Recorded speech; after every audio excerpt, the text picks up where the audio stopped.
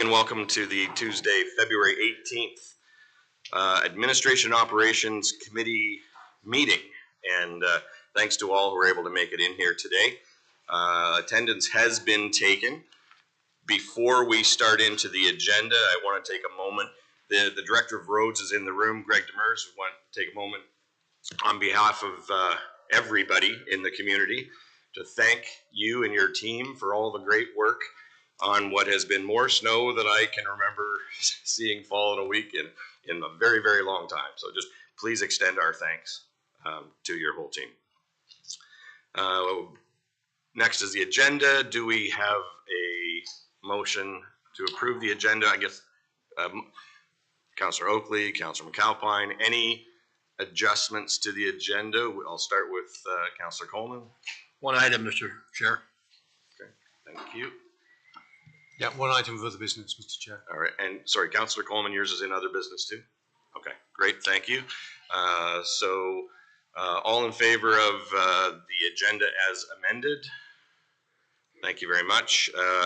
And I should have mentioned too that we have Mayor Bailey zooming in from home, and that Councillor Councillor Pierce, who was to chair this meeting, has been stuck with some last-minute adjustments to his travel plans. So moving on, do we have any declarations of pecuniary interest? Seeing none, we'll carry on.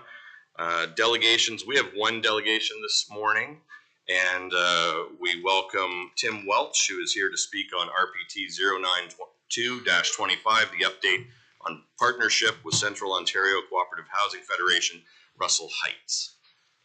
Welcome.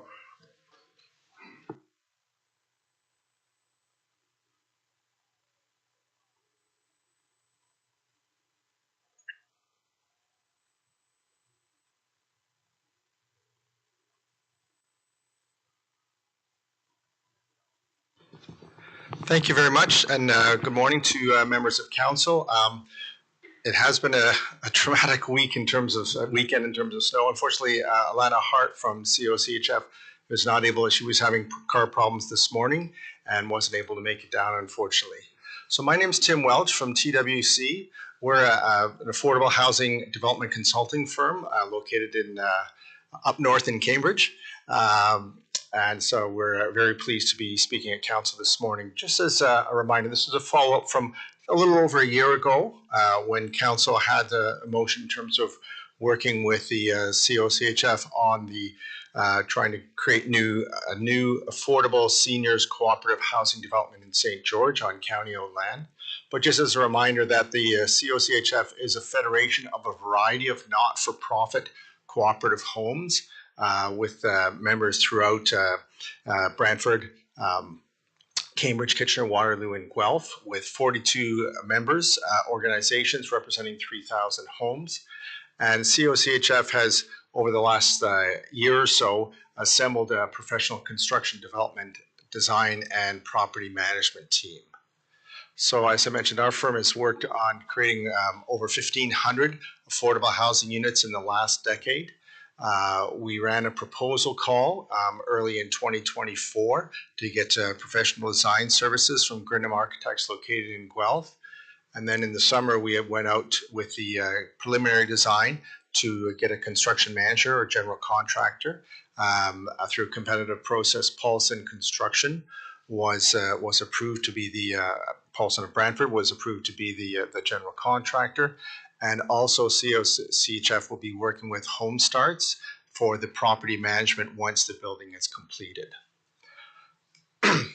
So with the conceptual design that was undertaken by Grinham, we did get some very good, helpful feedback from planning staff at the county to fine-tune placement within the lot on St. George. And as I mentioned, we undertook the proposal call for the construction manager to take the preliminary design and get some more up-to-date input from a contractor that's developed or that's built a multi-residential housing previously. So this is the conceptual design for a 3-story building in St. George that adjacent to the county's existing seniors nonprofit building. And this is, again, focused on seniors housing. So that we had been informed there was originally going to be a proposal call in the spring of 2024 by the federal government for new funding for co-op housing. In fact, it wasn't released until to the summer with a closing date of September 15th, a Sunday. They chose to have the proposal call close. And because this has been over 30 years since there had been a dedicated co-op housing program, it was, not surprisingly, vastly oversubscribed.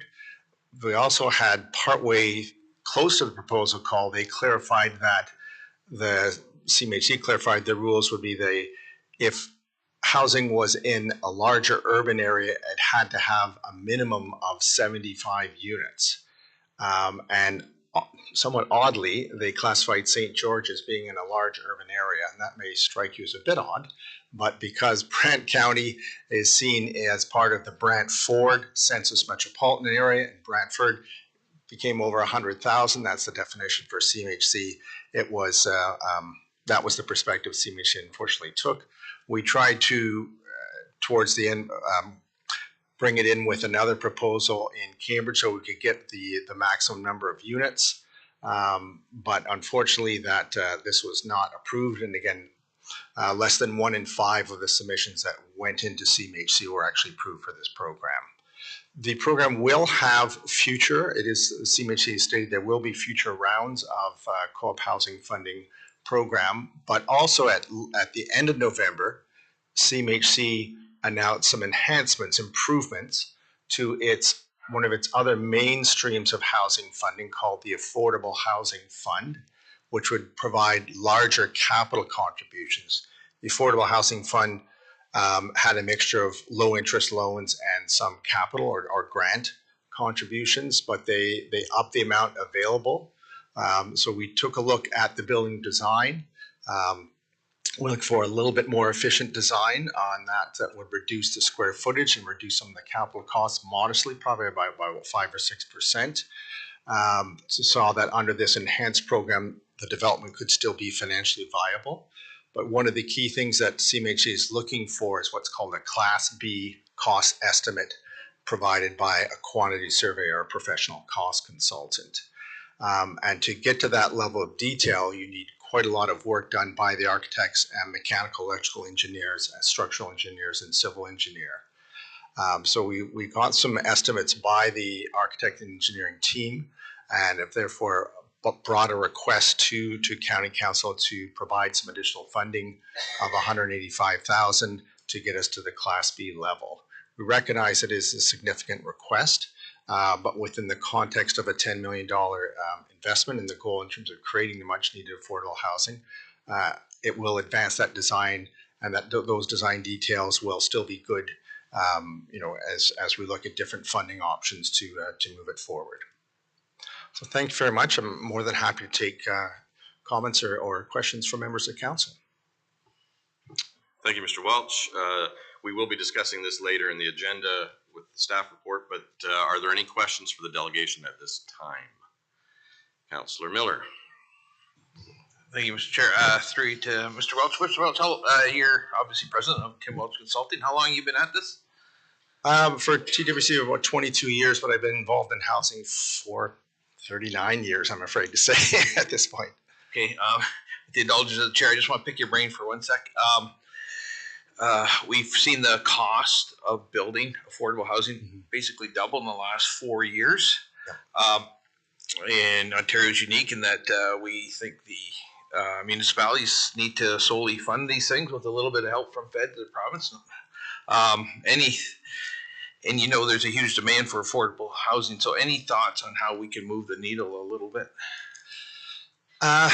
Very good question, Councillor. Thanks. That part of it, the cliche of shovel ready is probably overused. That they talk about for having funding available for projects, housing developments that are shovel ready. But it really is for this project and other projects to have that more detailed design work done. It's great. The zoning's in place, so that's a big important check mark when the federal government, when CMHC evaluates it. But it really is getting this detailed design ready to go that's going to make the difference in terms of the current CMHC programs. And maybe if your question was also more broadly, in a neutral state. There is currently a provincial election on right now, and there's a federal election coming up soon. And I know members of council have done a great job advocating, and also through your associations like AMO and Federation of Community Municipalities to keep pushing that message in terms of the feds and province have to keep making significant commitments to housing. Yeah, no, it was a good answer. Thank you. Okay, thank you. Next, we have Mayor Bailey has a question. Yeah, thank you, Mr. Chair.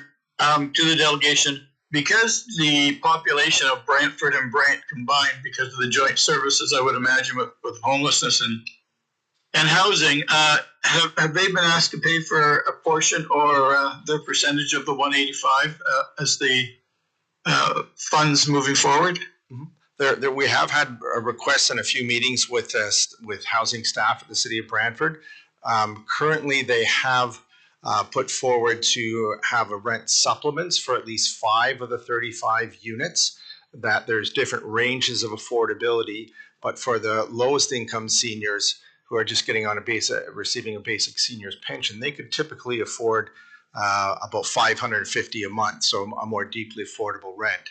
So the City of Brantford in the service manager role has committed to 5 rent supplements to subsidize those on an operating basis. There has not been any capital commitment at this stage, though. There has been a request, certainly from COCHF to the city. Okay, through the chair to you, sir. Maybe through our CEO and Brantford CEO, we could talk about the fee of the 185, which has only been put in place because of the population of the city of Brant in the region. We wouldn't have to be doing that if we had gone on our own population. We would have not been considered a big urban area. So maybe we moving forward we could go and have the request taken back to the city of Brantford for a percentage of the 185 to be taken care of by them. Thank you, Mr. Mayor, and perhaps we can discuss that a little further in the later part of the agenda as well. We have a question from Councillor Bell. Yeah, thank you, Mr. Chair. Through you to Tim. Tim, the drawing you show is a 3-level building. Mm-hmm. Is there a limit on that? Could you have made it 5 and brought down the unit cost of each unit? We did do in some of the, thanks very much for the question, we did do a little bit of the redesign. It's almost a 3.5-story building because there's a slope to the site. If you're familiar with the location, there's a little slope at the back. And so to use the front half, which I believe would be the north facing, get you a 4th level, but still has large windows because of the slope on the site, because we want good windows and for the unit. So we had tucked it in a little bit and raised it up slightly on that. 3-story building under the building code has some less requirements than going for 4 or 5 stories, and therefore is a little bit more cost efficient. So we were trying to keep it at the official 3-story level under the Ontario Building Code to try to keep that cost efficiency in place. Thank you. Thank you, Councillor Bell. Next question, I believe, was from Councillor Oakley. Yeah, through the chair to the delegation, just sort of on the same thread that Councillor Bell's pulling on. We basically got turned down on the funding because we didn't have 75 units. Did we consider adding an additional 40 units so that we could qualify for the funding? I mean, more affordable housing units is a win no matter what. So if we have the land available and that's what the funding's tied to, why would we not take a shot at it?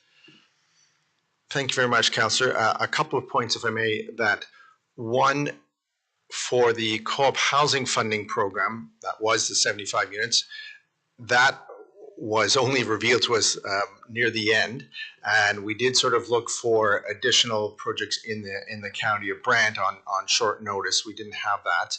I will say also for that site in particular, there is a constraint in terms of water and sewage services. That 35 units is the maximum on that. So there could certainly be a potential to look for other second site, for example, Brant County would be great.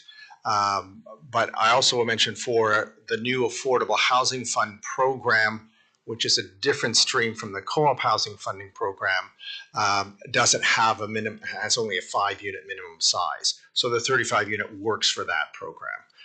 We keep trying to fit it in the programs as best we can. Thank you very much. Thank you. Do we have any other questions for the delegation? If not, do we have a mover and a seconder to receive this delegation? Moved by Councillor McAlpine, seconded by Councillor Coleman. No further questions. All those in favor? Great. Thank you very much. Thank you very much.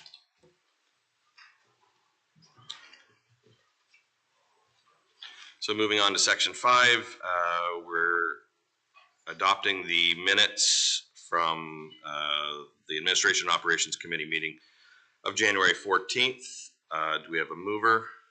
Councillor Bell, seconder. Councillor Oakley, any questions on that? Seeing none. All those in favor? Thank you. Section 6, business arising from the minutes. We have section 6.1, details of councillor appointment onto the county. Oh, am I? I'm pretty sure I adjusted that. Oh, Just keep on going. okay. Thank you to the clerk. Councillor appointment to the County of Brant License Tribunal and Brant Heritage Committee. Sorry, just I think that's just an error there that shouldn't be on the agenda. So I would just ask if anyone has any business arising. Oh, okay. All right. Do we have any? Does anyone have any business arising from the minutes? Seeing none. Okay. Now we're moving on to this. That one's just that's in regards to a report. So that shouldn't have made it on the agenda. Okay. All right. So we're moving right on to section 7. Okay. We're getting there, folks. Section 7, consent items to be approved. 7.1.1, report 0074-25. This is regarding the CIP 25-01 for 579 Grand River Street North. Report from Brandon Webb. May I have a mover to put it on the floor? Councillor Oakley, and a seconder, Councillor Coleman, to have it on the floor. Do we have any questions regarding this report? And seeing none, all those in favor? Thank you very much. Section 7.1.2, report 0018-25, award of OPS-RFT 2431 Douglas Bridge Rehabilitation. Mover to put it on the floor, Councillor Coleman, seconder, Councillor Garneau. Any questions on this? I see a question from Councillor Coleman.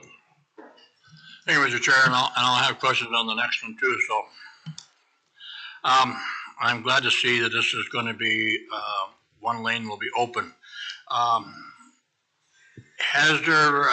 Will there be any problems doing this bridge with Boat Farm, with their boats going out underneath it to the Grand River? Through the chair to Councillor Coleman, I don't believe so, but I certainly will confirm that with project staff. I would appreciate that because that is their income for a whole year, and so it's navigable waters, and that needs to be checked out. Thank you. Thanks for that question. Do we have any other questions? And seeing none, all those in favor of approving this recommendation? And that's everybody. Thanks very much. Moving on to 7.1.3, report 0048-25, award of OPS-RFT 2501 Patterson Culvert Rehabilitation. Mover to put it on the floor, please. Councillor Miller, seconded by Councillor Coleman. We have a question from Councillor Coleman. Go ahead. Thank you, Mr. Chair. Seeing that the one previous to that is 28 weeks, that 54 will be down to one lane, and Patterson Culvert is to be closed completely on Baptist Church Road. Is there a possibility that these two projects could be offset, that only one, that Baptist Church Road is not closed when they're doing 54 culvert bridge? Mr. Walton? Through the chair to Councillor Coleman. Actually, Mark Eby is, I believe he's online there. I believe we could bring him up, and he probably could answer this better than I could. Maybe he has an answer to the previous question too. I forgot that he was on there, sorry. Welcome, Mark. Good morning. Through the chair. Answer to the previous question, I just got confirmation from Joe Murphy that access under the bridge should not be an issue through construction. But we will definitely go back to the rest of the design team and just verify that. For the question number 2 on scheduling, I will have to get back to you. I don't think there's an issue with access because the one with Douglas being open to a single lane, we should be okay. But it is the same contractor, so we definitely can talk to them about schedule and how they intend to do 3 projects for us and how much work they will have and staffing to do everything and what their schedule will be. And we can report back to council on that if there's any way to try to adjust so that things may not overlap as much. Thank you, Mark. Follow-up question from Councillor Coleman. Thank you, Mr. Chair.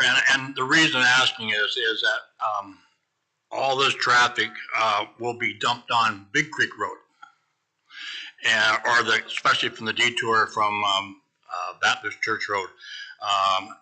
And I'm trying to hopefully eliminate some of that because Big Creek Road has some issues down there, especially in the S-Bend. There is already a question to Rick Knapp that from some residents down there that the speed limit needs to be looked at. White lines need to be painted on the center and the S-curves and whatnot. And for some reason, the locals can figure things out, but the doofuses that have to look at their road maps on Google or whatever find that is apparently the shortest way from Caledonia to Brantford is Big Creek Road. So they're getting tractor trailers down there, and they don't need that on a I don't call it a secondary road, but a third-class road that's not built for tractor trailers. So that's my reason why I'm hoping that we could get both projects offset, so we don't dump that traffic down there in that area. The farmers can figure it out, but not everybody else can figure those things out, how to get around. Thank you. Thank you, Councillor Coleman, for the local context, and that's always a key ingredient. So, are there any other questions or comments on this one? I'm seeing none. So, with those notes in mind from on the local context, all those in favor? None opposed. Thank you very much. 7.1.4 RPT 007925 Water Wastewater Rate Study. These are project updates from Heather Mifflin. I'll first ask for it to be put on the floor by Councillor Bell, seconded by Councillor Oakley. Do we need Heather to come up and speak on this? Are there any questions? I'm not seeing any questions, so Heather, you can probably stand down. No questions, then all of those in favor? None opposed, thank you very much. 7.1.5 RPT 0047-25, the Omnibus Report, Large Equipment Awards. This is a Greg Demers recommendation. I'll get it put on the floor, please, by Councillor Coleman and Councillor Garneau. Do we need Greg to come up to speak on this? I do see a question from Councillor Miller, so we will welcome the Director of Roads up to the podium, and go ahead, Councillor Miller. Thank you, Mr. Chair. I'm just using this to sneak in a question about the weather, but the large front end loader, would that be something you would use to get rid of all that snow in our towns? Through the chair, that is correct, we would. And also for loading salt onto our trucks, and also that loader would also be used for our gravel pit operations. Okay, now a question about the equipment and the fleet replacement. You obviously have a set replacement schedule. You put aside money in the reserves. Is a winter like this one, is it hard on the equipment such that you got to speed it up at all, or you kind of account for a winter's going to be bad, this one's going to be good kind of deal? Through the chair, we use averaging. So for winters like this, it'll be offset by winters that aren't so tough. And then we use best practices for lifestyles through what other municipalities are using as lifestyle or life cycles. Sorry, not lifestyles, life cycles. Okay, thank you. Well, thanks very much. Are there any other questions for Greg? Seeing none, I wanted to add another comment. I know that the roads department is always looking at peer review situations and seeing what other communities are doing. So we appreciate that effort as well. Without any other questions for the Director of Roads, we'll say all in favor. Unanimous. Thank you very much, Greg. Moving on to 7.2. We have 4 consent items to be received. Does anyone require anything to be separated, or can we bundle them together? Councillor Miller. Yes, a couple questions on 7.2.1, which is Sarah's Recreation Services Program summary. Okay, we'll come back to that in a second. If there are no other requirements for items to be pulled out, then I'll ask someone to move that. I see the mayor is moving that we can do 7.2.2, 0.3, and 0.4 all together. Seconder from Councillor Oakley. No questions on those. All those in favor? Great, thank you very much. Back to 7.2.1. This is RPT-0041-25, the Recreation Services Program Summary. And we have Stacey Ellens in the house. Go ahead, Councillor Miller, with your question. Yeah, thank you, Mr. Chair. Through to Stacey then. Looking at the stats from 2023 to 2024, the pool use programs went up 39%, which I thought was pretty impressive. Not as impressive as the pickleball increase, but maybe we could try pickle swimming or something in the future. A question on the pool is, how much more capacity do we have, or are we at capacity with that pool? Through the chair, we're pretty much at capacity. We can shuffle around some lessons depending on, for example, you may have a swim class level 1 that doesn't fill up and you have demand in a level 3. We can accommodate by perhaps adding another level 3 in the spot where we had low enrollment. So we can do some shuffling. We do have some flexibility. Privates and semi-privates were really popular this past year. It was really difficult to accommodate those because we do only have certain times that we can offer those classes. Yeah. But we're... Okay. So we probably won't see that 39% increase. So if we're looking for more pool capacities, now would be the time to start thinking about it for people around the table. That's the second question, Mr. Chair, through to Stacey then. Talks about after school programs. And one of the, I wrote down, despite facing challenges, the program continues to thrive. The challenges of the after-school programs is mentioned in the report: staffing and facility space. And I remember that we had an issue there in Ward 5. We had a delegation come speak to us about it because, yeah, there wasn't enough spots there. Outside of staffing and facility spaces, are there any other challenges facing that program? Through the chair to Councillor Miller, I would say no, not at this time. As you'll see in the report there's some locations that are completely full and we can't add more spots due to facility space, as you mentioned. And then we have seen a shift in some other locations. Burford actually is a prime example. That location used to be full at capacity, and currently it's sitting with some spots available. So unfortunately, we can't accommodate those that are full at another location. That's just how that program works. But no other challenges. I know there's some schools, that are looking for after-school care, but that's technically at the discretion of the school board and the principal at that school. Okay, so going back then to the challenge of staffing, the facility space, I think, okay, that's self-explanatory. Staffing, is it staffed by school board employees and sometimes volunteers or county staff? Is it a mixture of all those? Through the chair, it's students. So typically high school students and some college and university. So sometimes the challenge is our high school students, their dismissal is very similar to the dismissal of the elementary schools. So it's hard for staff to get there on time to watch over the kids. So Okay, and what are we doing is there anything we're doing to fix that? I'm hoping that our volunteer management program will help, and perhaps we can incorporate the leader in training program. We do have some restrictions on age, so we are required by the school board to have at least one staff person who is of the age of 18 or older.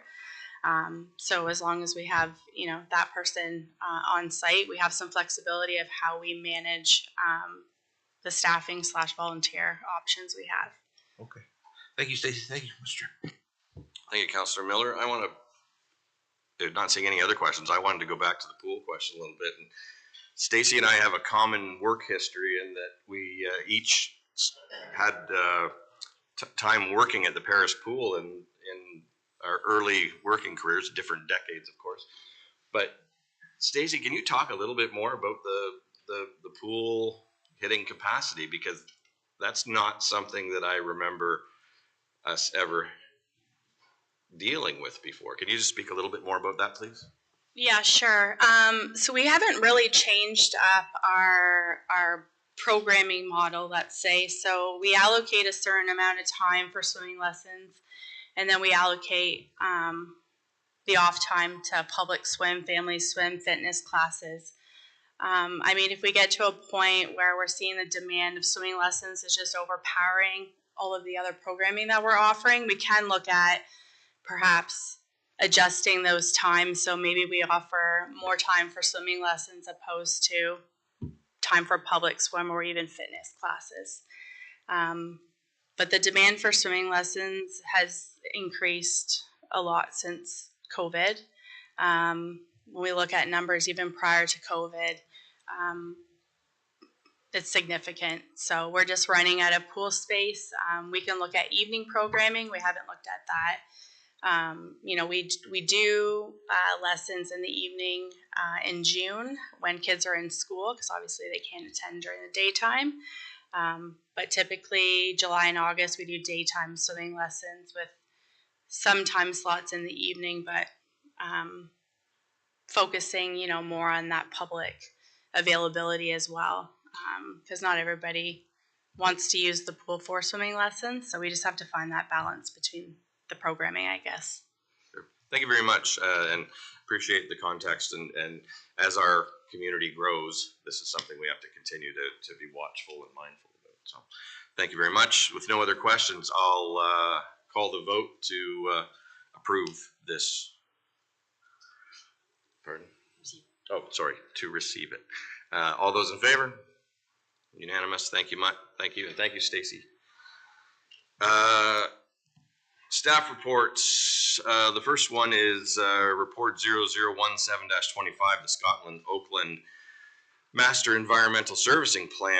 And I know that we have staff who do want to speak on this before we get into it. While they're coming up to the podium, can I have someone move to put it on the table? Councillor Coleman and Councillor Garneau.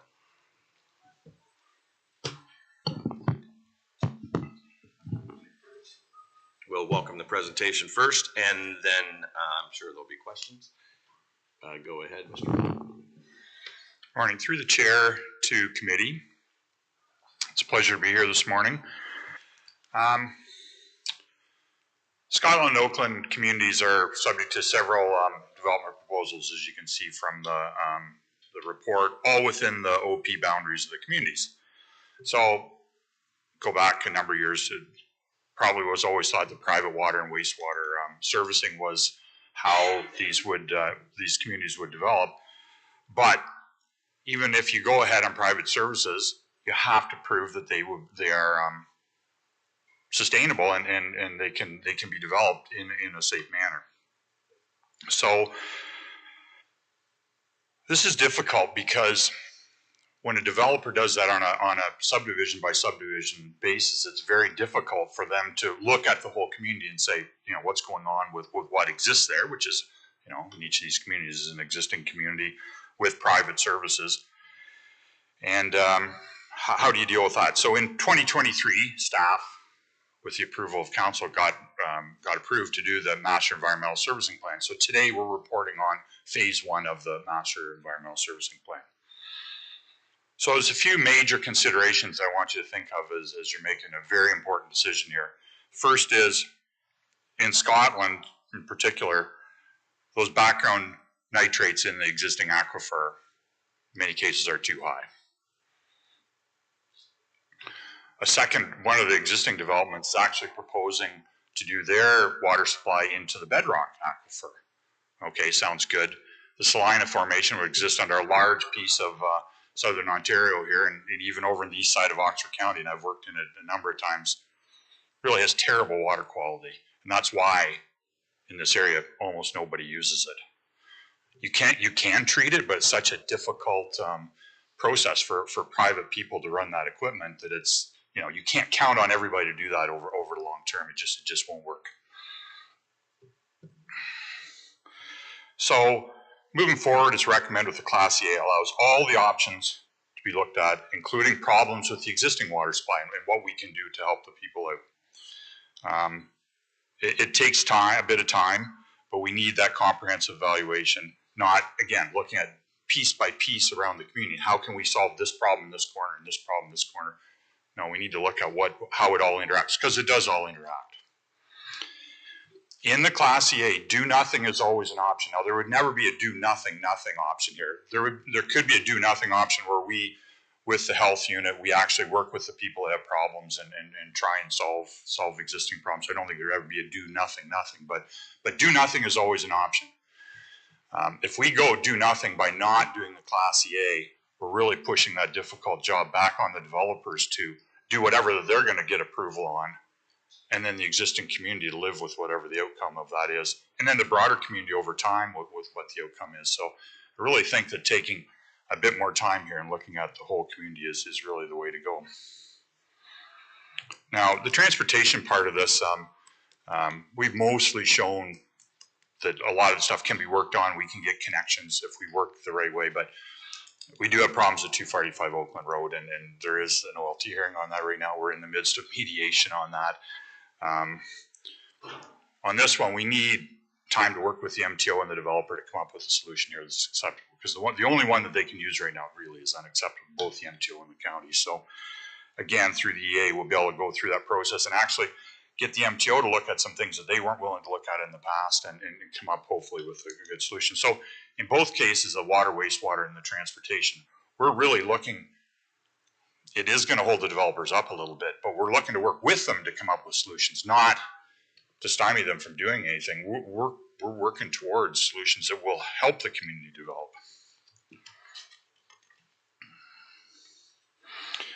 One of the good things now that we've got the Master Environmental Servicing Plan Phase 1 done, we have all the reports from the developers on their existing, what they're proposing. We've got a ton of background information now, so we're not starting at the starting point for the Class EA. The year we've spent doing this really is the first part of the EA, and we'll help that springboard quite fast. So I look back a year ago, the easy thing for staff to do at that time, and the easy thing for council to do at that time, would not have been to invest in this community and do the Master Environmental Service. It would have been just to sit back, let the developers go ahead and push for whatever they want. Eventually, the problems would just be sort of pushed down the road. I really think that we did the right thing to deal with this overall. Obviously, we've got developers involved, and we're working with them. The fact that we've got one OLT hearing and the potential of others is a definite complication. But doing the Master Environmental Service Plan clearly was the right thing to do now that we've got the results. And doing the Class E is the next step. And Alicia has more on the planning. Thank you. Through the chair to committee. So as Rob had indicated, there's a couple of options here. Obviously, the studies which Rob's team, Andrea and Stephanie, have worked very, very hard, along with some of the planning, Michelle and Brandon, to pull this together, have indicated that some thought is required into how we proceed. So currently, Scotland, Oakland are one of the 22 settlement areas that we have in the county. within the OP, they are contemplated for the planning horizon, so to 2051, to be developed on private servicing. So should committee and ultimately council choose to follow the staff report recommendation, which is to proceed with the municipal class EA, there would be potentially some planning work which would have to be done in the background. So what would happen, that second phase would commence should the recommendation come back that Oakland Scotland should look at servicing, whether it be partially or fully. Official plan amendment would need to come forward just to amend how we're considering developing that area. Obviously, partial or full servicing would change the plans for what would happen there, just in terms of estimated growth, which right now is negligible in terms of our overall growth plan. Should committee and ultimately council choose to not proceed, planning would also need to do some amendments, only because what is currently within the zoning bylaw with regards to minimum lot sizes and stuff like this would have to be amended, just because that's not sustainable.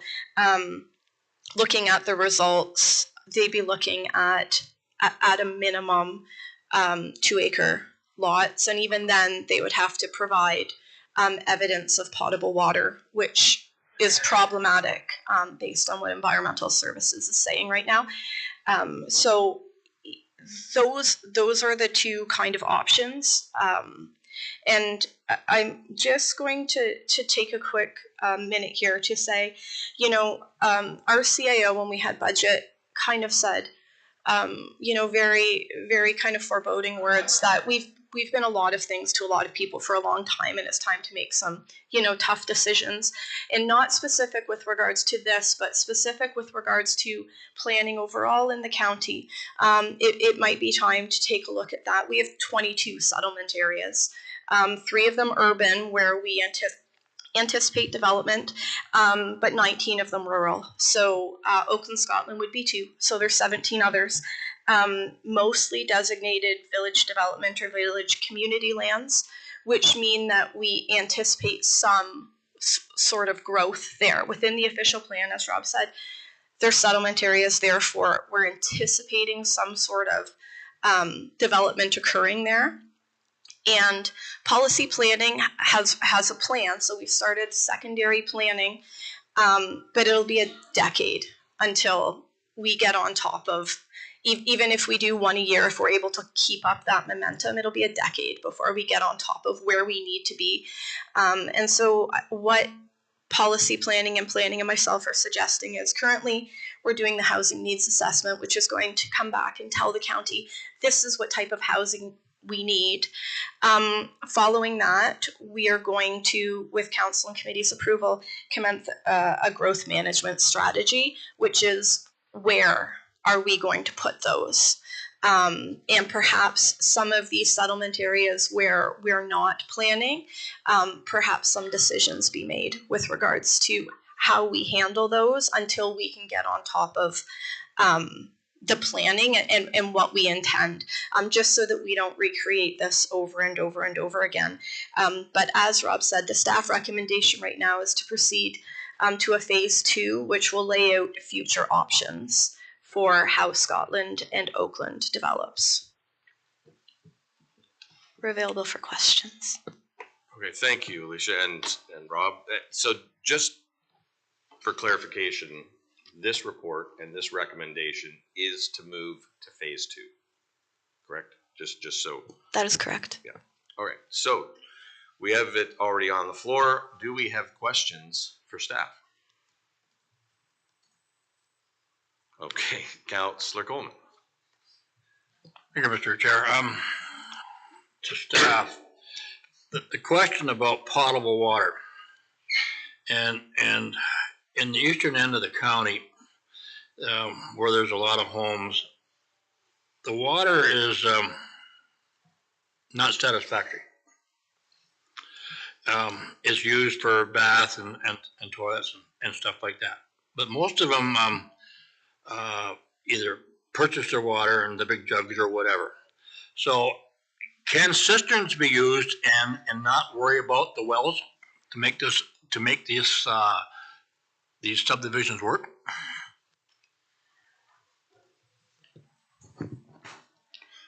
Through the chair to Councillor Coleman, and my staff will help me out here if I get this wrong. I've been working in water supply for quite some period of time, and I've seen suggestions of cisterns being used in the past for augmenting of water for things like irrigation and the like.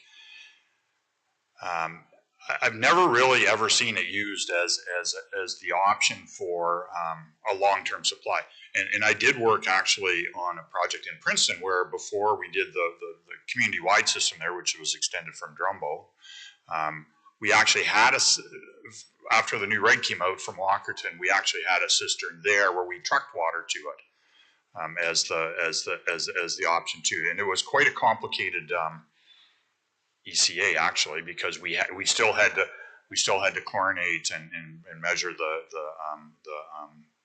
chlorine residuals, and we had to have a whole protocols how our trucker was set up to do it. So I don't think the Ministry of Environment would allow that for a new development to be designed that way. And I don't know, Andrea can help with.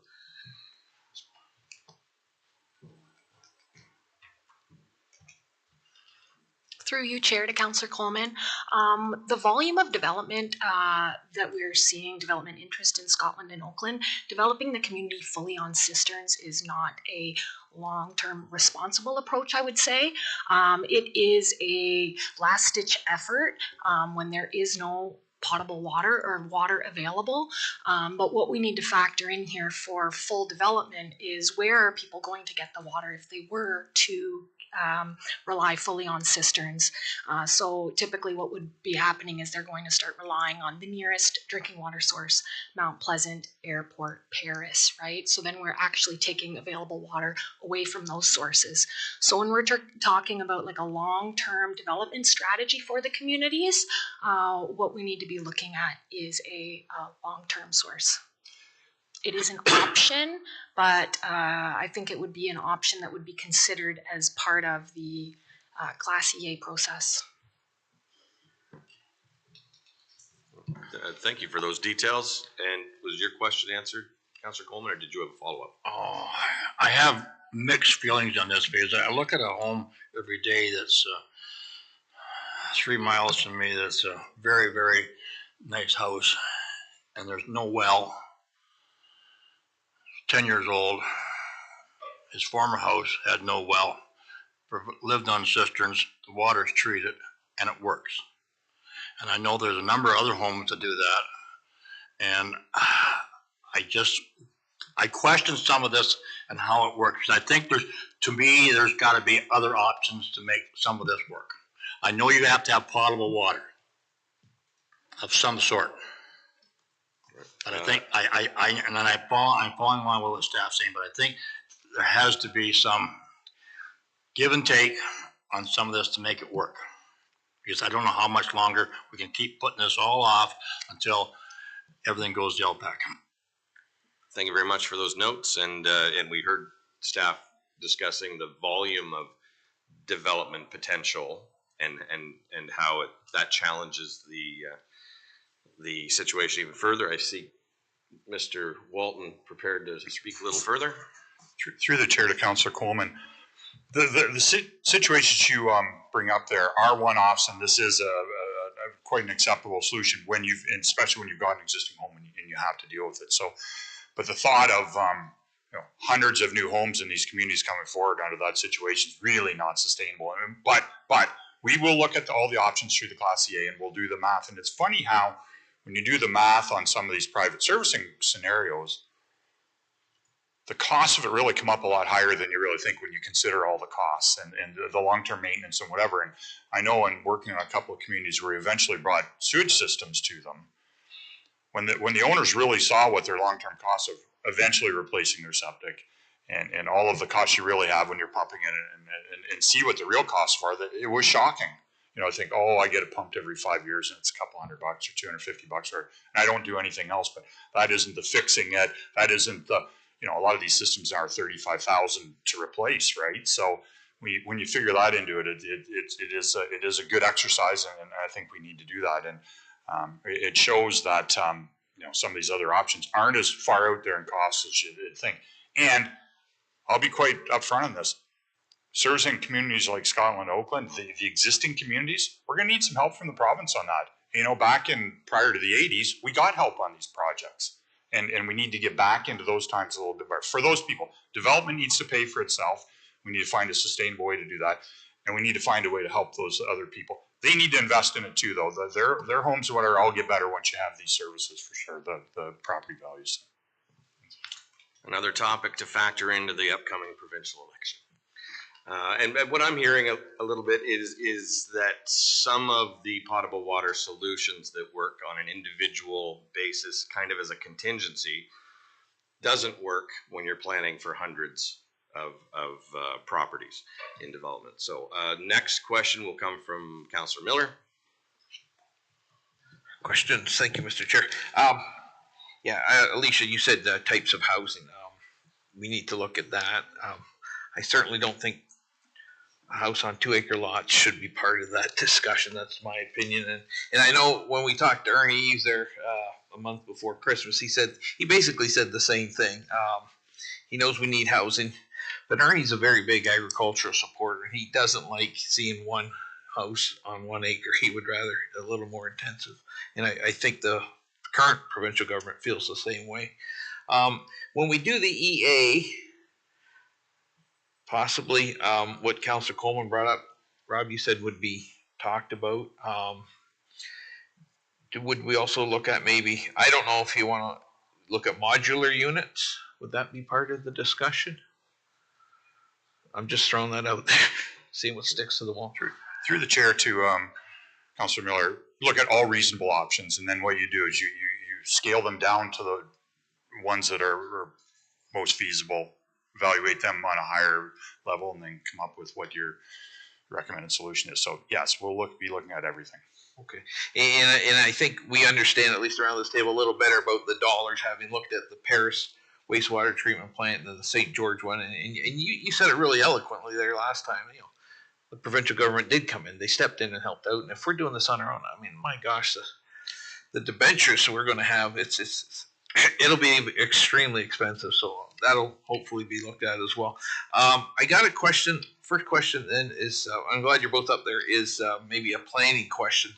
Because in the report it says, and I'll quote it, all developments would need to comply with the recommendations of phase 1, including the potential implementation of the reasonable use concept, which I had to look up.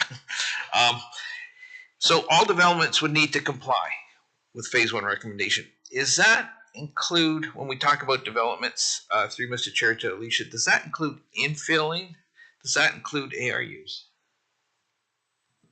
So through the chair to Councillor Miller, yes. So anything that requires a Planning Act application moving forward would need to look at this. Now, obviously, there would be legal non-conforming, right? So if there's already a lot there and there's a house there, then we would be looking at alternative solutions. So obviously, we wouldn't be looking at increasing lots that currently exist to up to the 2 acres. What we're talking about is moving forward Planning Act applications. So there's currently 3, in accordance with what's in the report, there's currently 3 which have kind of gotten a little bit ahead.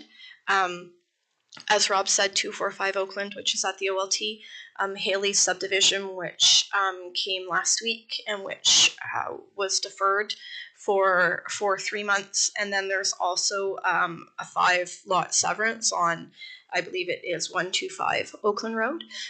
So those ones will be handled slightly differently in the sense that they're ahead, but the science is what the science is. And so they have to prove potable water for what they're proposing, which based on what Andrea's team has said, the science will be a challenge for them.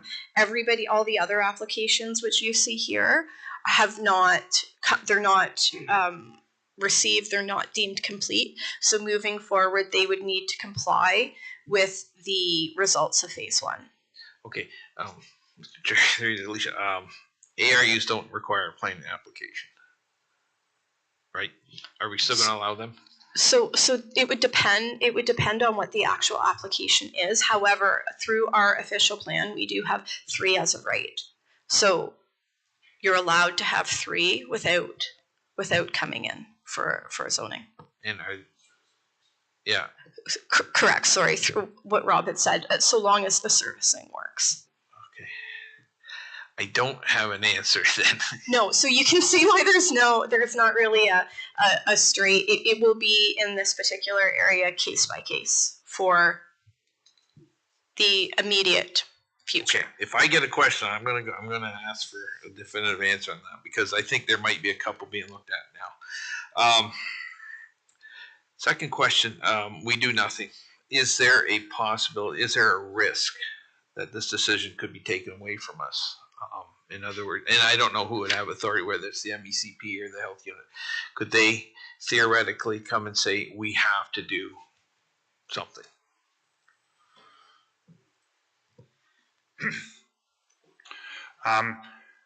Through the provincial legislation, there are ways that the health unit in the province can start these projects.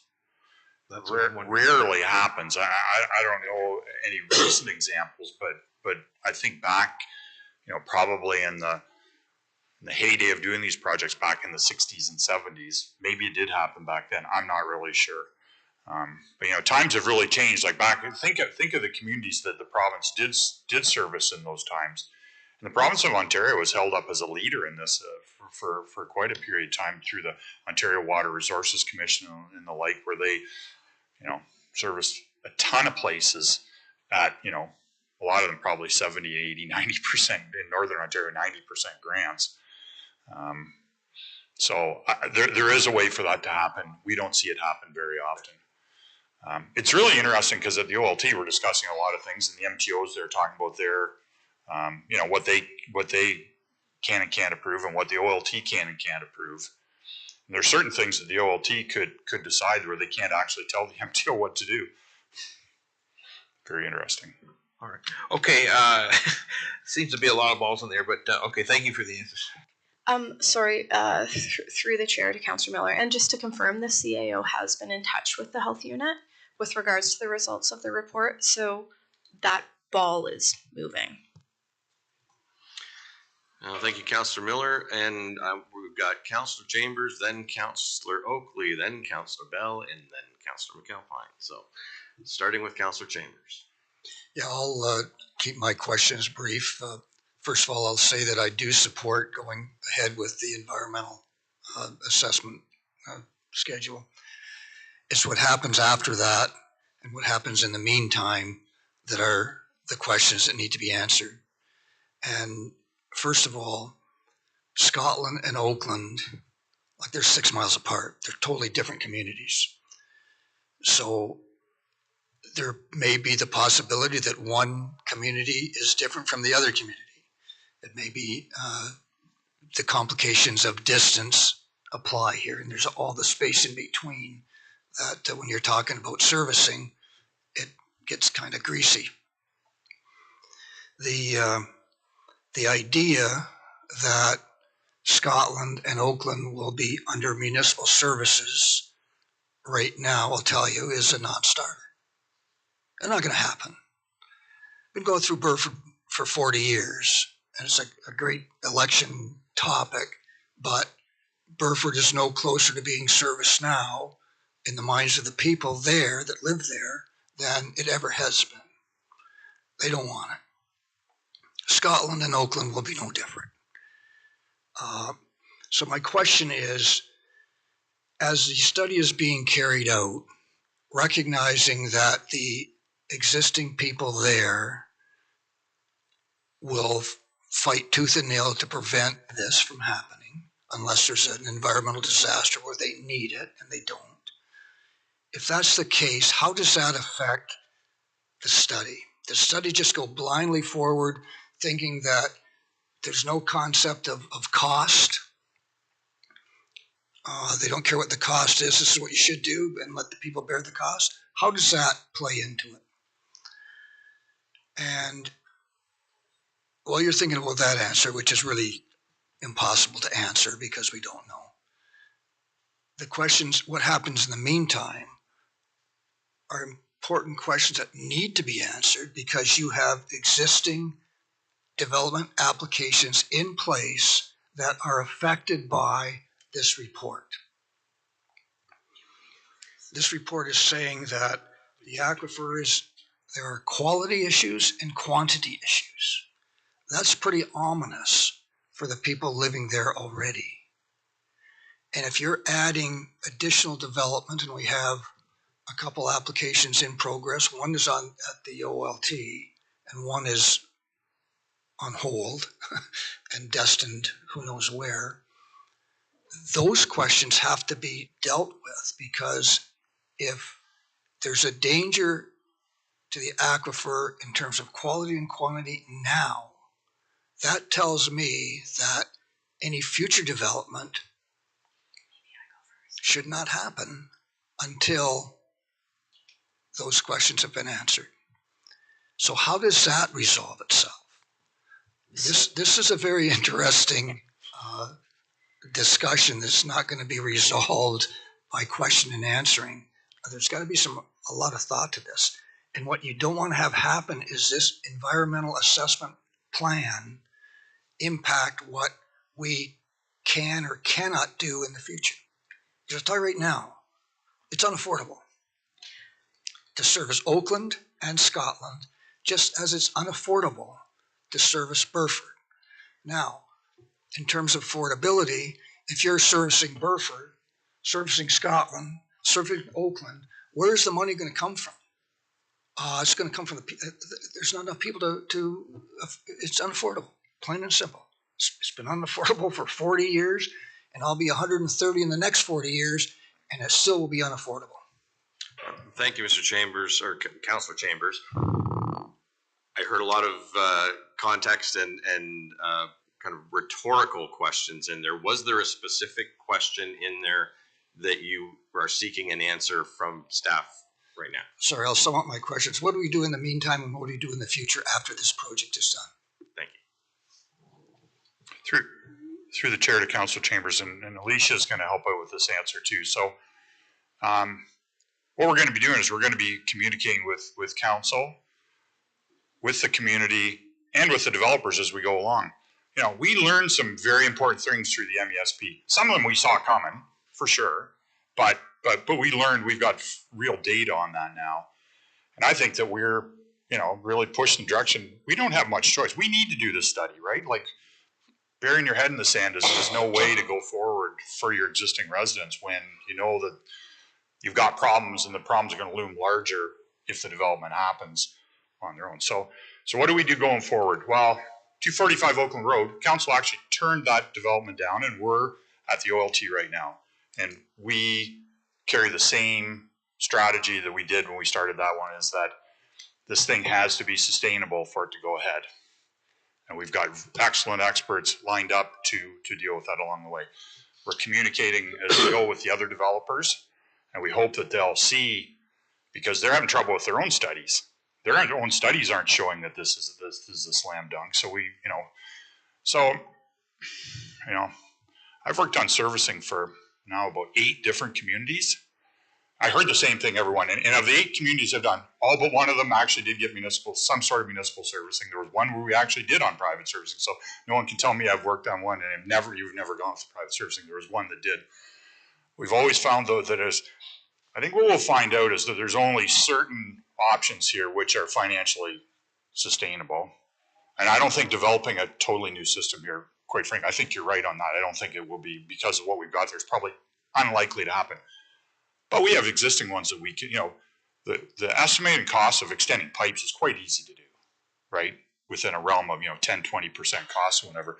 If we're extending out an existing system and then finding a way to expand the capacity of that, that's a different question. And I think that we'll see whether or not those are sustainable or not. And, we got Mount Pleasant. We just actually gained back a bunch of capacity there because we're not servicing 300 homes in Brantford anymore. That, is a start to that. And it's not that far. So I think as you look at those and come up with the real, what is sustainable and affordable, it'll whittle down to a couple of options. And then if, the affordability piece really needs to go back to, is the province going to help us out on this at all? Which in the past they have shown that they were, it's not like the 80s where the municipal assistance program where you really lined up and, it may take you 2 or 3 applications, but you would get your if you had the health related parameters there, you would get your money eventually. We'll see. I'm confident that we have a good application here going forward if municipal servicing. And, let's be truthful. Is it likely to be both water and wastewater here? Probably unlikely. But water is in any community where you service people water, the other issues you have aren't near as, especially where we've got the sand and gravel that we have here. It's not like we have the septics, and the sewage flowing down the side yards of the properties and water. The problems here are totally different than that. So I think that there is a strategy for as we go forward. And as I said, part of the communication with the developers is we're actually here to work with you. It's interesting at the recent OLT hearing, we heard from them, we never heard about this. Well, actually, no, we did communicate directly with all the developers more than a year ago about that we're doing this and why we're doing it. And so I think these projects are not easy. And as I said, I've been through a few of them, and I think we're doing the right things here, and leave Alicia to add in. Sure. Thanks, Rob. And to Councillor Chambers' question, so what do we do in the interim? There are, as you can see, there are applications in the queue. We can't currently put any holdings because the way that all of these are developing and what they're being proposed is in accordance with the official plan, right? So they're proposing, private development, and that's how they're coming forward. That being said, they need to be able to provide evidence of potable water, and in accordance with what Andrea's team has said, the science is what the science is, right? And so until council changes direction on that and says, you know what, based on the EA, we're going to bring water, say if that's the solution, at that point then we could put a hold until that solution is implemented. But for right now, if council or committee through to council chooses to move ahead with phase 2, we just have to, as Rob said, it'll be a developer by developer. Thus far, we have not seen any studies which have come back showing potable water. And so it's consistent with the phase 1 results. Anybody moving forward also would have to conform to those study results, which again showed, minimum of 2 acres. That will hold it until we finish. Thank you to staff for those fulsome answers to a fulsome question. Did you get what you needed right now? I know other people want to ask questions.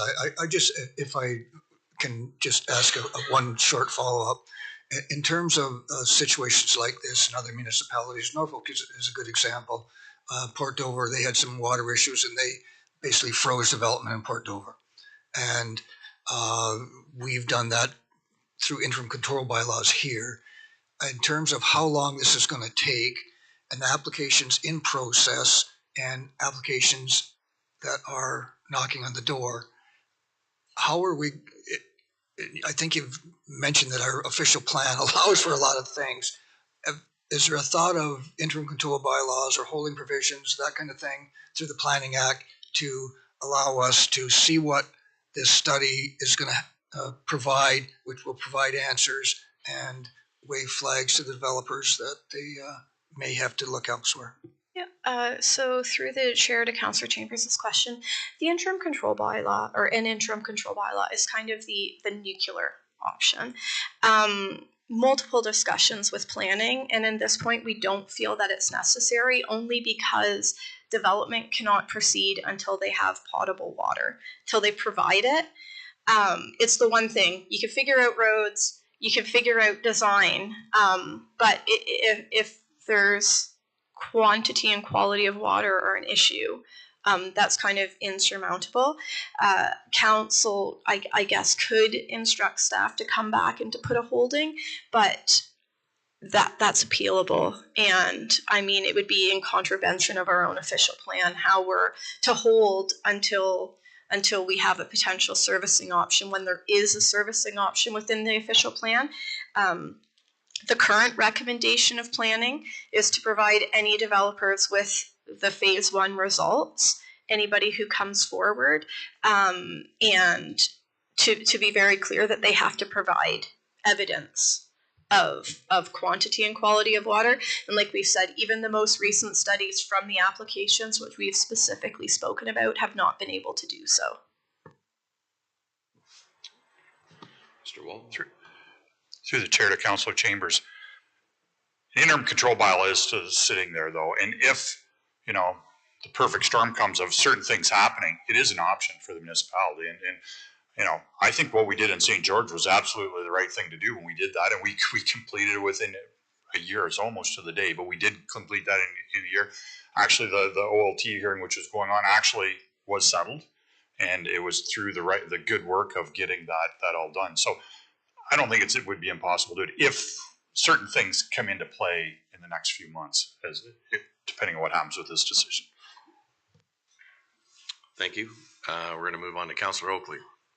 Yeah, through you, Mr. Chair, to staff. I suppose I wanted to inquire about what Alicia had said in regards to us having to make future decisions about all our various settlement boundaries.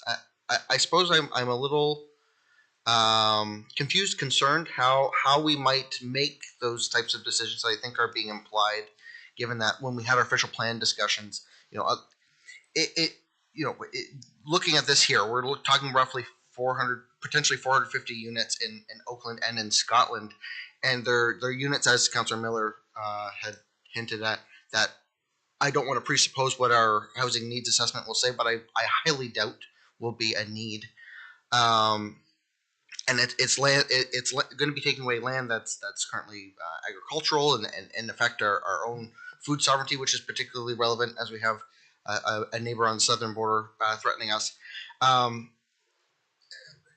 realistically can we control these things when we have our official plan discussions and we're not actually able to do things like frankly what we should, which is for all of these little villages, restricting the urban boundaries to what's currently developed and focusing our development in places that are economically feasible and sustainable, like in Paris and St. George, and really focus our development on infill and densification rather than just further sprawl development.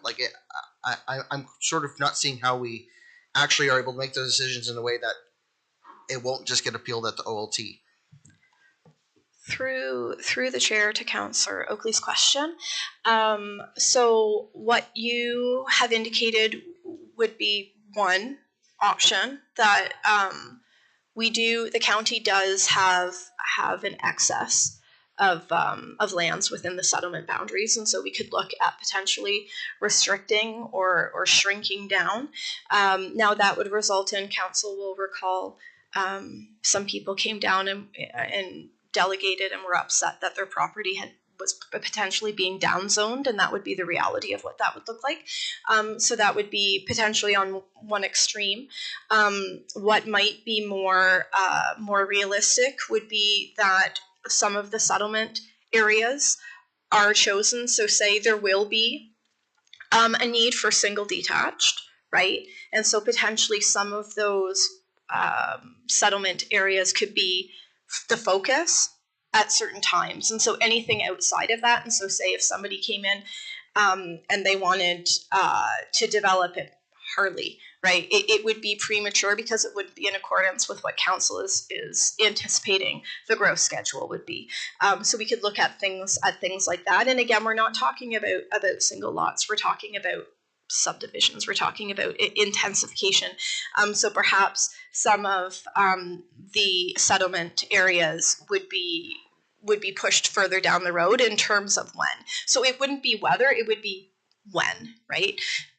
Shrinking the settlement boundaries would be weather, right? So you're all of a sudden outside of, but there's other mechanisms that we could do to focus growth, to take a holistic view of the whole county, all these different 22 areas, and say, you know what, we're going to focus up until 2040 here, here, here, and here. Anything else is premature on a large scale. So again, subdivisions. Follow-up question from Yeah, Councillor just a quick follow-up. What is our actual ability to enforce those timelines? So that's I guess is my concern there, that seemingly developers can just go, because they're within the settlement boundaries, they can just go to ALT and say, well, I don't want to wait, and should given the green light. Planning has been successful in terms of pushing off and saying we're not, because there's a lot of this stuff which you can see in Oakland, Scotland, we haven't had the opportunity to look at. Once we get the opportunity to look at it, it looks very different. And so should council say development is this is our growth management strategy, development is focusing here, here, here, and here, anything else is premature, that would be the directions which we give to developers who are coming forward. Thank you. Next in the queue was Councillor Bell. Thank you, Mr. Chair. I have two questions. First one relates to the commentary on lot-by-lot private water wells. I guess Rob will take that one. I'm just going to read it. It says, further consultation with the MECP on the applicability of the MECP reasonable use concept must be considered to ensure protection of the aquifer and the existing community on private servicing.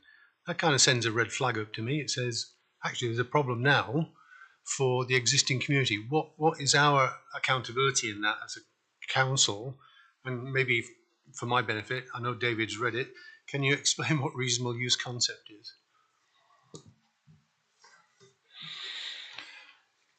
Through the chair to Councillor Bell. Well, give a whole lecture on the reasonable use concept, but the gist of it is when you're planning a new development, you have to consider what the impact of the sewage out of there would be on the aquifer, and to make sure that the long-term is it long-term acceptable. Now, I could get into the half MAC of nitrates and all this sort of stuff, but what you need to show is you're not developing so densely that you're clearly going to cause a problem.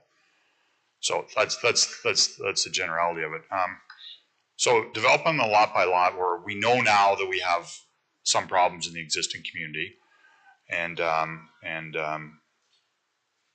you know, well, through the MECP and the county, we have to come up with a solution that doesn't make that worse. Which we're saying right now, we're sort of shrugging our shoulders and saying, yeah, no, there is a solution for that, but it isn't on private servicing. So maybe my question through the chair is, we have a community out there now.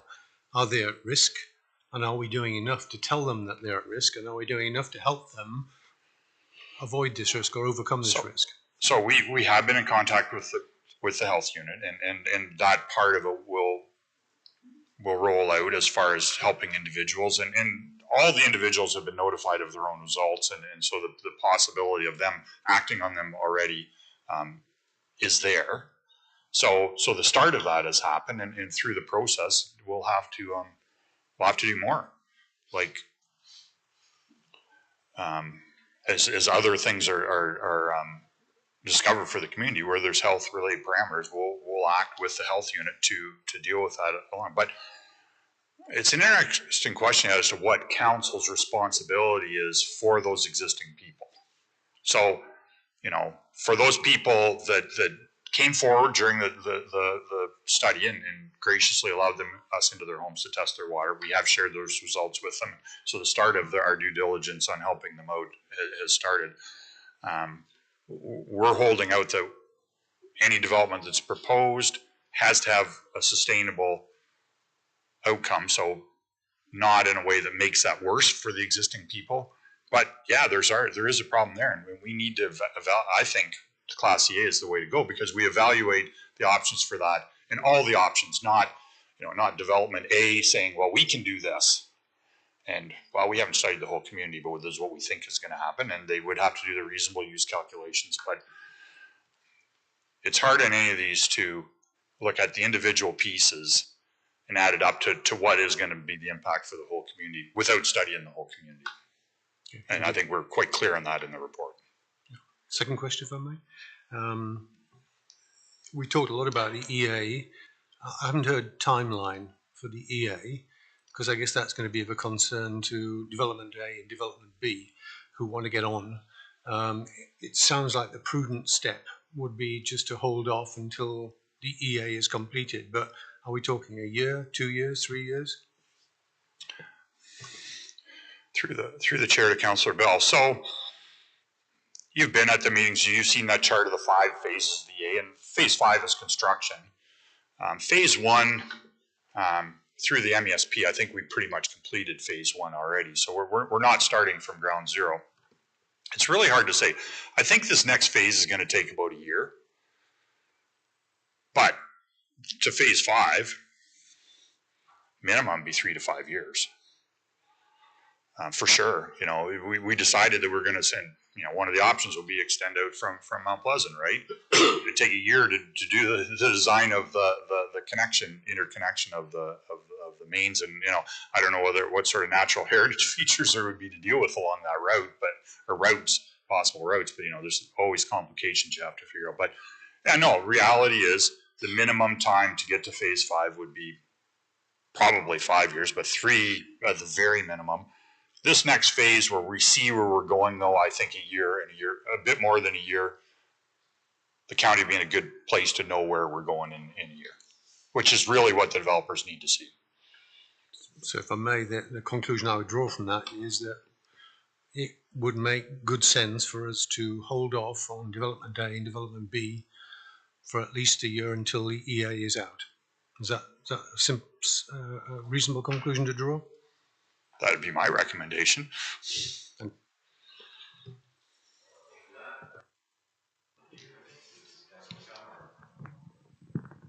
So mine was kind of along the lines. So right now, is it a matter of the volume of water that's available, or is it a concern about the contamination of the water? And so we're also looking at a 2-kilometer area that the aquifer is drawing from approximately. That's the first part. Through the chair to Councillor McAlpine, the biggest concern is the quality of the water. Yeah. When the initial hydrogeology and water supply report came in for one of the developments, they actually identified for theirs that if they're in the upper aquifer there, for them, that they were actually recommending cisterns as a backup, because in the summertime that it could be touch and go. Mm-hmm. So there a little bit of water quantity, and it also depends on, when you get to the final solution for the community, how many homes you're going to build. So that question's only answered when you get to the number of homes you're going to build. If you could find through reasonable use and everything else that 2-acre lots is what you had to do, and the density, there's not going to be that many homes, I don't think that there's really a quantity of water problem at all.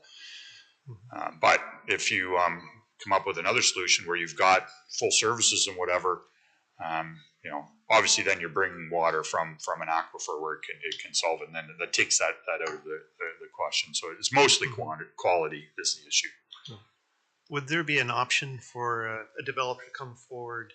Because there is modern systems out there, we've discussed it before, that it's supposed to be sufficient and cost effective once you go over 30 homes, that they could have sort of a condo development on a septic system like that. That would eliminate the nitrate problem into the water aquifer. Through the chair to Councillor McAlpine, through the EA, we'll look at all of those sort of options as to whether communal is one of the solutions here.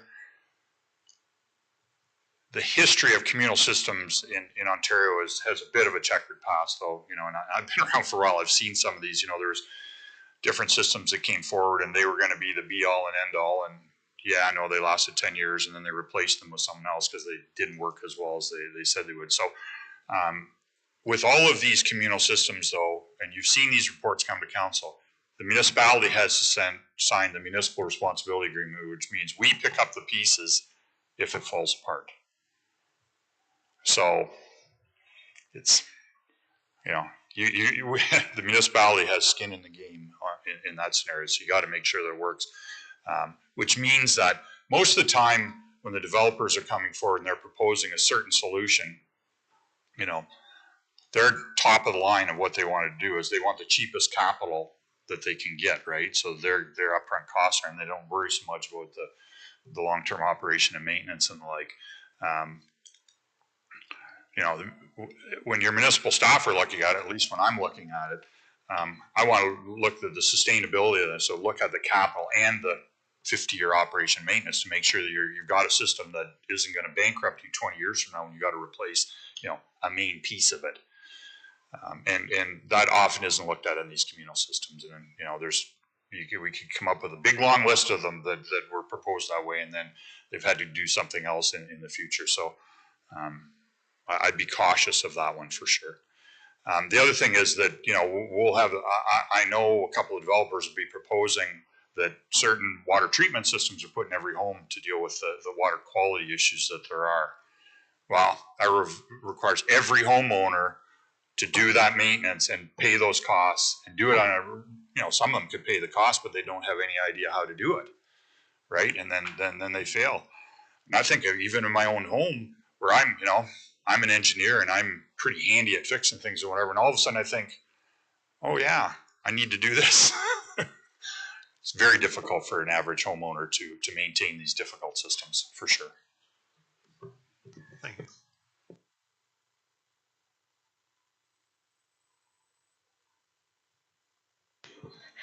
Sorry, if I just could, back to Councillor Miller's question, since I've been up here, my team has messaged me through my watch and has told me that for the ARUs in the agricultural areas, they did develop for that 3 as of right a minimum lot estimate where it would be okay. So obviously with everything that we've been hearing in the Oakland, Scotland area, that would need to be revisited on a case by case, just because, as Robert said, the servicing has to work and there might be constraints. So most definitely case by case, they would have to come forward.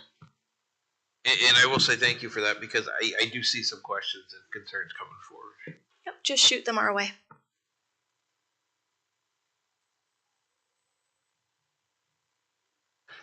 Just one more question. I think this is an important question, and that is, how are the results of phase 1 going to be communicated to the people that are living in the Oakland, Scotland areas?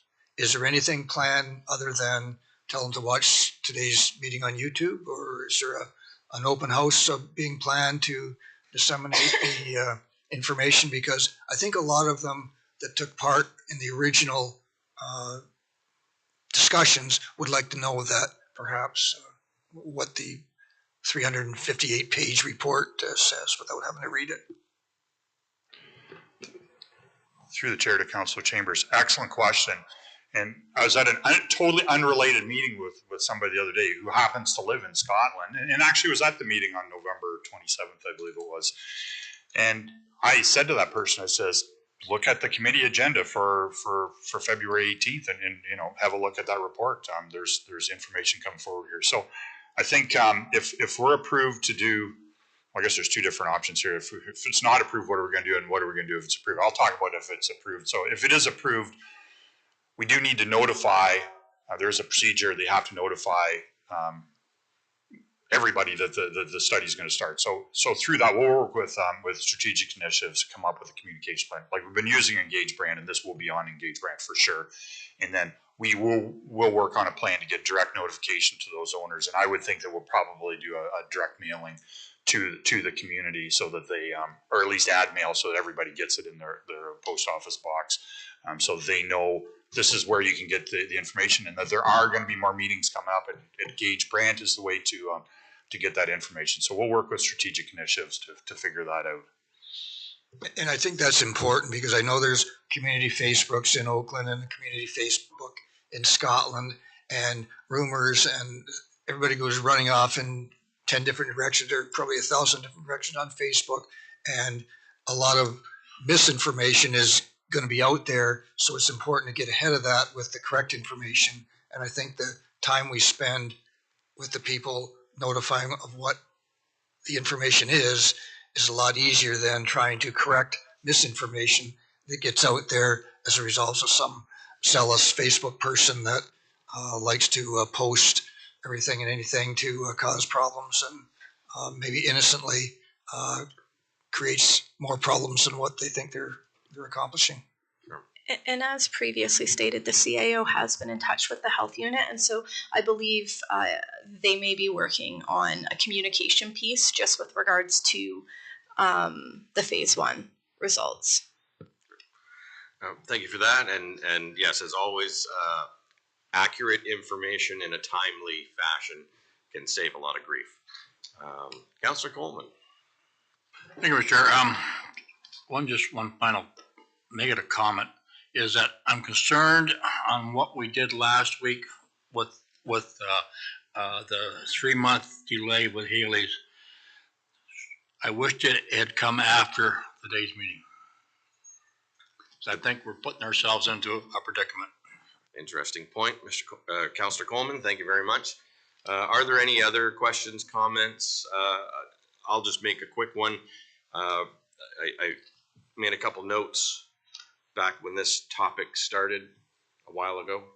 That from Alicia, you referenced the housing needs assessment and the growth management strategy, and I can't imagine anything more significant to our council and our committees in terms of helping us to steer things in the right direction. So we very much look forward to that. If there are no other questions, we do have a motion and a seconder on this, and that is to approve the staff recommendation as written. All those in favor? Against? Thank you, and thank you to staff.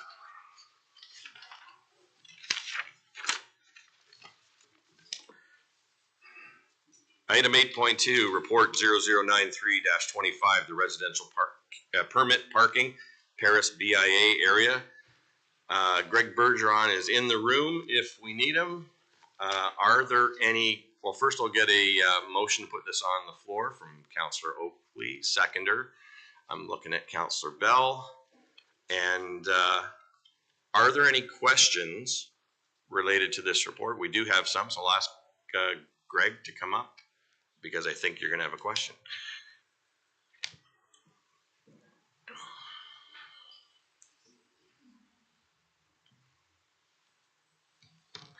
Go ahead, Councillor Bell.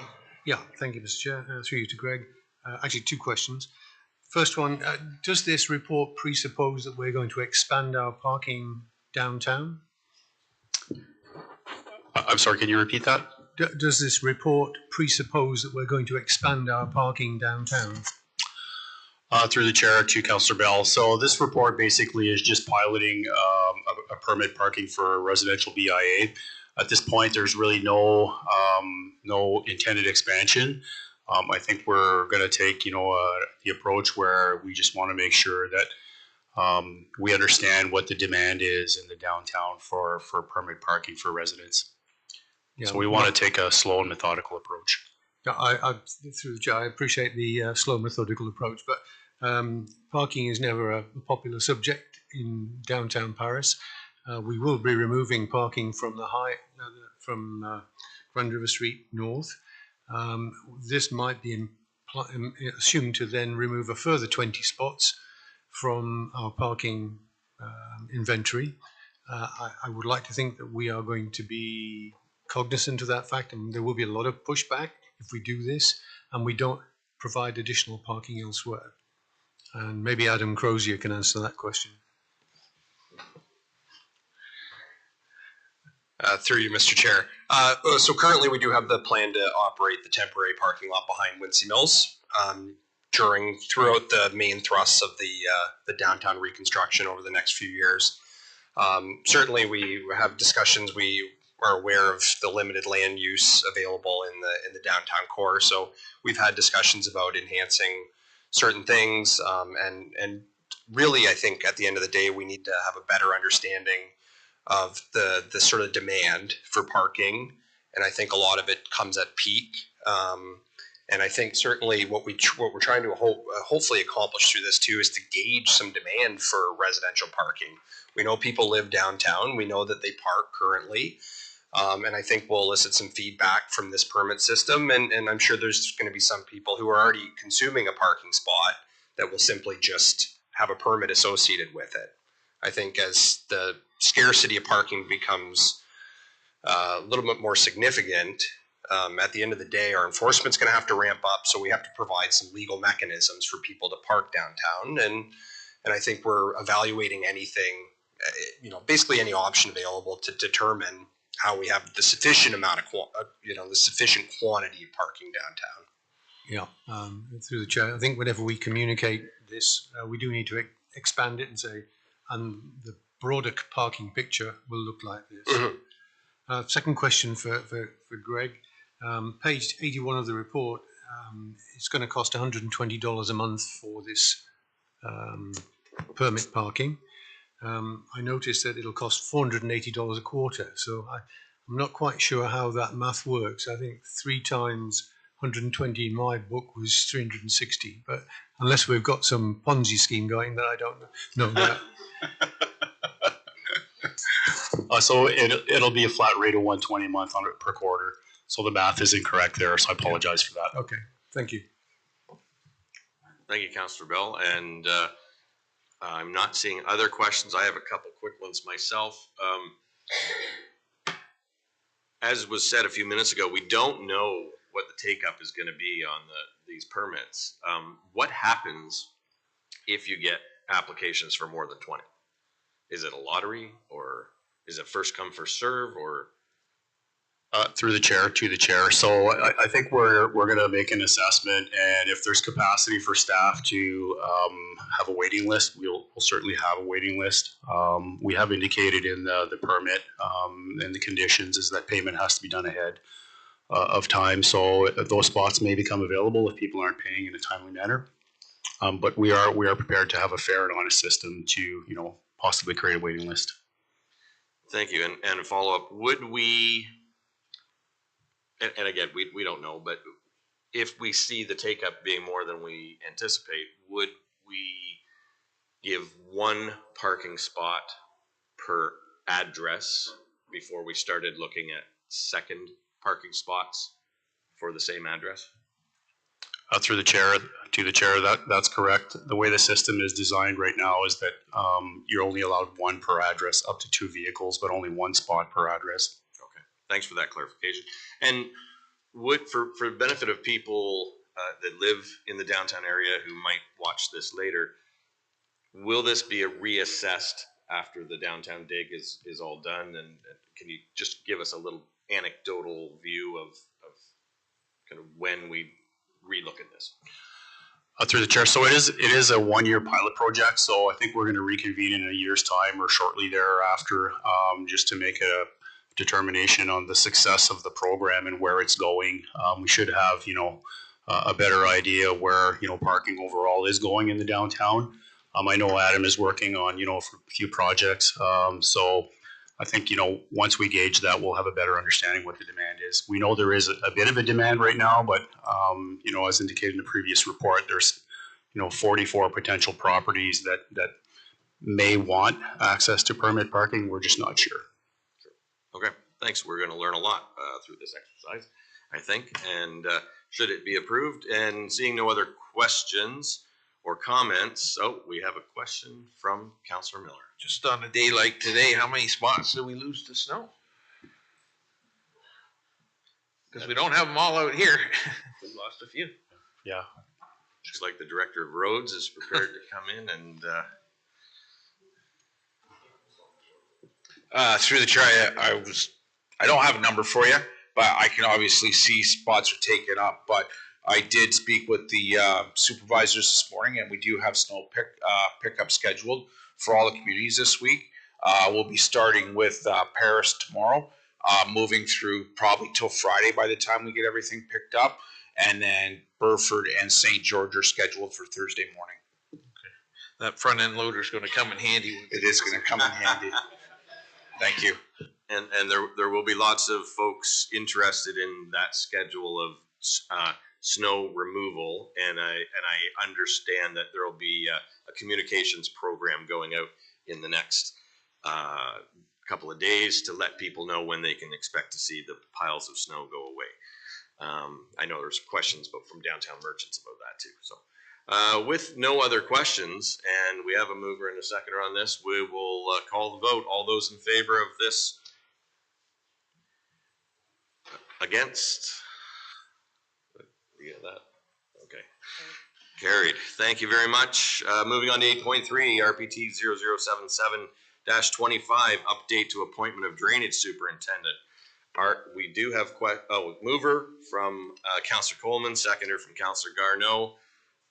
Do we have questions for Andrea Bizard on this? Doesn't look like it. Moving right along. All of those in favor? Unanimous. Thank you. Section 8.4, report 092-25, update on partnership with Central Ontario Cooperative Housing Federation, related back to our delegation from earlier. Moved by Councillor Oakley and seconded by Councillor McAlpine. There was some discussion earlier around the delegation. Are there further questions or comments that need to be reinforced at this time before we get to a vote? We'll start with Councillor Miller. Okay, thank you, Mr. Chair. It's just around the funding. The author's looking at taking it from our affordable housing fund.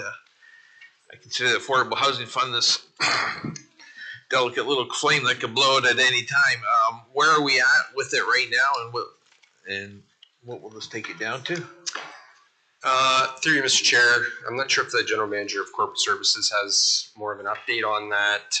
We certainly did include that it would take some funding away from the Trillium Way project, but in terms of an actual number of the reserve currently, I'm not currently aware. I think we're under $1 million. Yeah, through the chair, we're sitting around 900,000 in that fund. It is fully allocated towards the Trillium Way right now, so taking money from that for this would just mean that we'd be debenturing more when we bring that report forward on the Trillium Way debenture.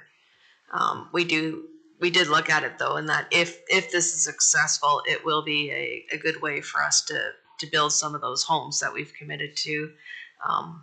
We would count that towards that as our contribution. Okay, and Mr. Chair, maybe what was, because I know the mayor asked about the funding. Can we get clarification on what, if he doesn't mind, on what he was asking about where we should be, if we go to social services or not for that?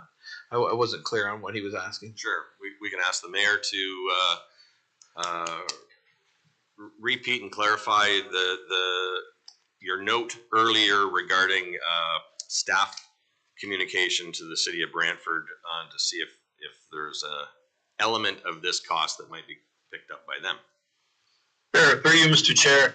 What I was bringing up before is because the population of the city and the county being brought together to disqualify us from one of the fundraising pieces, I was wondering whether the city would be available to help us with their proportion of this ask of, I think it was 185, was it? You can't be in to skew the numbers and be out to do the funding.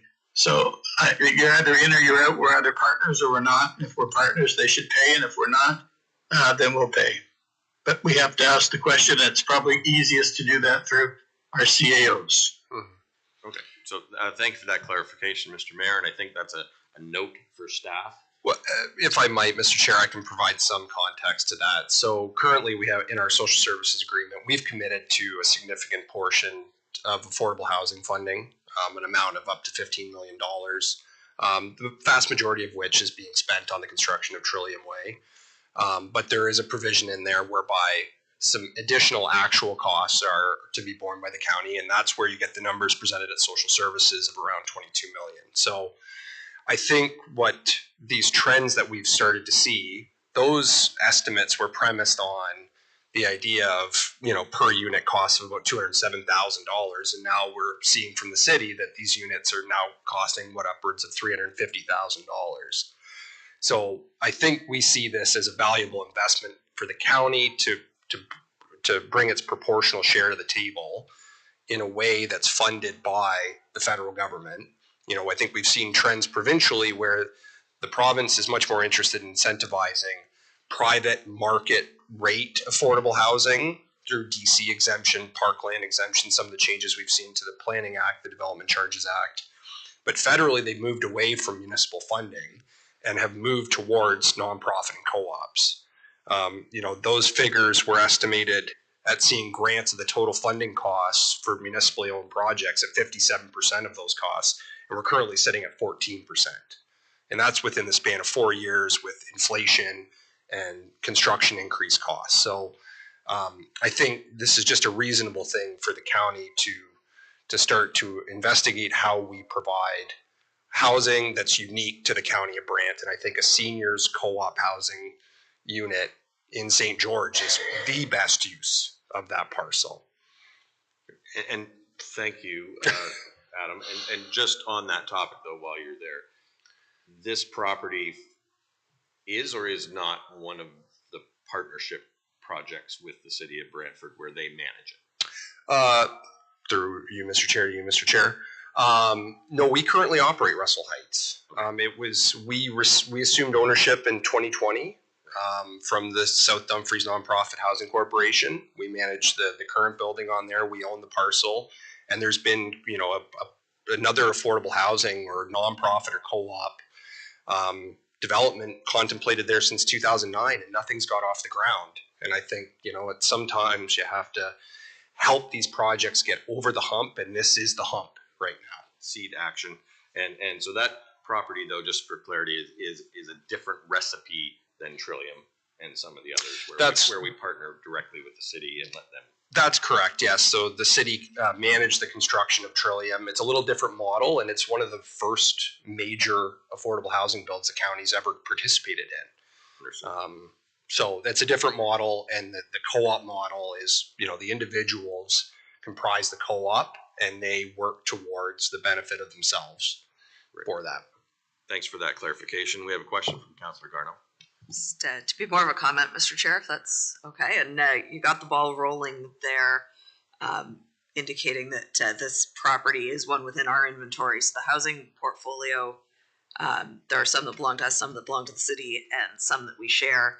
And while I recognize why the mayor's asking the question about whether we should ask the city to pitch in, I think if we ask them to pitch in, they're also going to look to have a say in how the site's administered down the road. I'm also mindful that if I understand correctly, and perhaps Adam can confirm, that it was CMHC or the granting agency that chose to use the census metropolitan areas. It wasn't so much that the city, but the rules that were put upon us by others caused us to be in this situation. So all of that to say, I think we're making the best out of the situation that we've got. And I think this is a good opportunity for us to forge ahead, demonstrate that we are capable of standing on our own in this, and hopefully what we have down the road is a success story that we can build on in other rural communities as well. Thank you, Councillor Garneau. We're going to have Councillor Oakley, and then we're going to have the mayor, and then we're going to have Councillor Bell. Through the chair, just a similar comment along the vein that Councillor Garneau was going. I also can agree with us going for the city for them to pay, 72% of, or what our current split is of the 185,000. It's part of the agreement, and if not the agreement, certainly convention that even in projects that we're partnered with the city in terms of building housing, Trillium Way, all of Brantford's projects, that they're paying for all of the capital costs of their projects. We're paying for all the capital costs of our projects. So I don't think it would make sense for us to go after them for this $185,000 when it's a project that we're building to contribute towards our part, which is something we've agreed to. So I can't agree to that direction that we request additional funding from Brantford to contribute towards this. Thank you. And Mr. Mayor? Yeah, well, good. I'm glad to hear all of this through you, Mr. Chair, because I wanted it said and put on record about the Russell Heights staying as a purchase from South Dumfries to the County of Brant and exclusively to the County of Brant.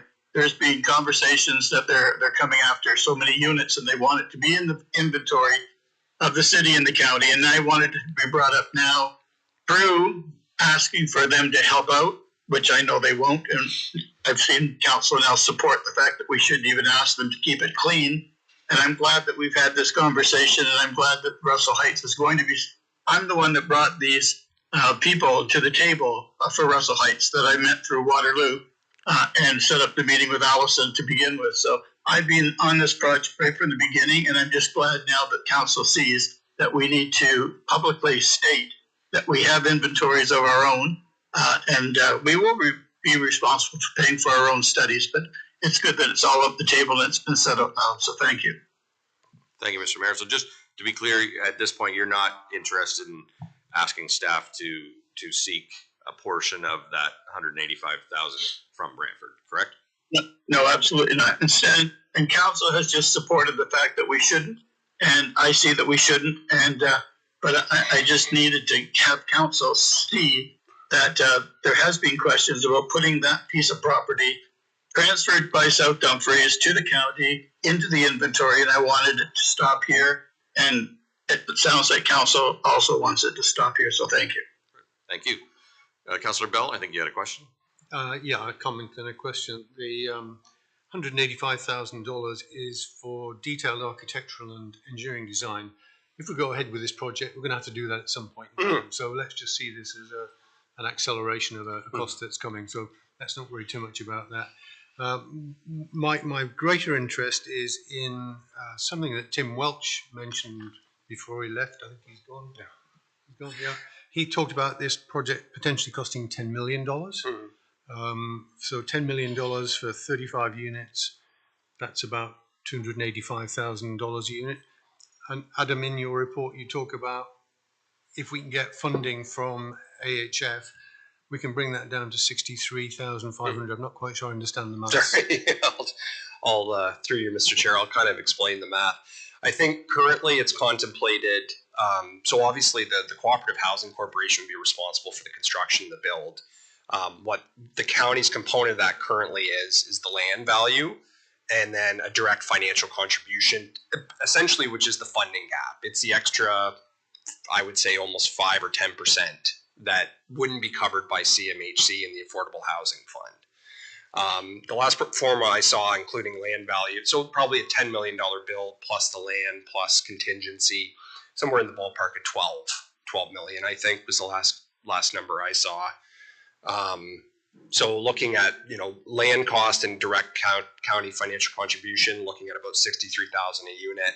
And I think the overall was in line with the city's projection of about 350 a unit, but it's just deferring that to a different funding source. And if that's the desire of the federal government to provide more funding for nonprofits and co-op housing, then I think we should be exploring that avenue instead of doing that ourselves. So then I'm not understanding, Adam. You said the AHF could give 40% funding? No, sorry, through you, Mr. Chair. They do 95%. 95% of the total project cost. It's a 40% forgivable loan. The rest is an extended amortization mortgage that the Cooperative Housing Corporation would hold. Okay. And service. Yeah, thank you. That concludes the questions and the discussion on this topic. Can I just add one more thing, Mr. Chair, just to round this off? So, it's been a little bit long process, almost 18 months. But I wanted to say, in terms of our relationship with the city and city staff, it's been fantastic to work with Mary, especially when we came, when this roadblock came up about the total minimum number of units. The city investigated whether there was land parcels that they could provide in a similar model to Co-Chief in order to see if we could get up to that 75 units. I think this is a problem they recognize too in terms of total construction costs for municipally owned affordable housing units. So I think they're exploring. There's the Brantford JC's co-op development they just got some funding for. So, I think this is shifting perspectives, and I think at the end of the day, we're trying to steer in the same direction. And so I just wanted to make comment that working with the city has been actually quite tremendous so far. We are always happy to hear about positive working relationships with our neighbors. So with that said, And no other questions, we will call the vote to support the staff recommendation on this one. All those in favor? That was unanimous. No, was that unanimous? Yep, unanimous. Okay. Thank you. Moving on to 8.5, report 0095-25, annual review of council appointments, Brant Heritage Committee and County of Brant License Tribunal. We have a report with a recommendation, and I guess we need a mover. Do we? have to find, the recommendation is asking for an appointee. Oh, for the license tribunal? Okay. Put it on the floor first. All right, so we'll put this on the floor first so we can discuss it. I'm gonna look at Councillor Garneau to move it, and a seconder from Councillor Bell. Thank you very much. The Heritage Committee one is self-explanatory, but we do need to have an additional member be appointed to the license tribunal. Looking for, do we want a volunteer or a nomination? We'll take anything.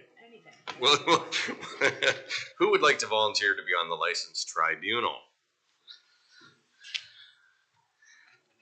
Who wants to be conscripted to be on the license tribunal? Councillor Bell. Seeing no opposition to that, we will, well, we have some discussion from Councillor Chambers.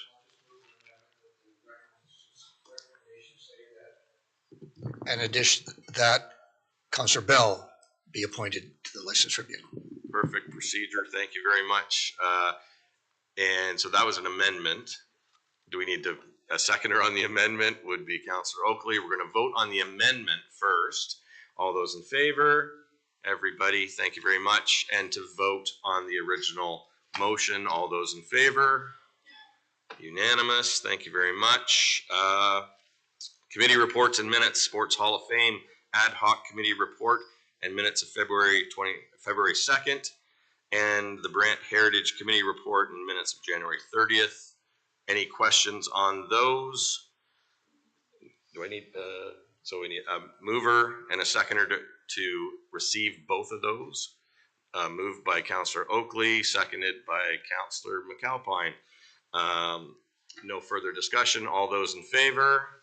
Unanimous. Thank you.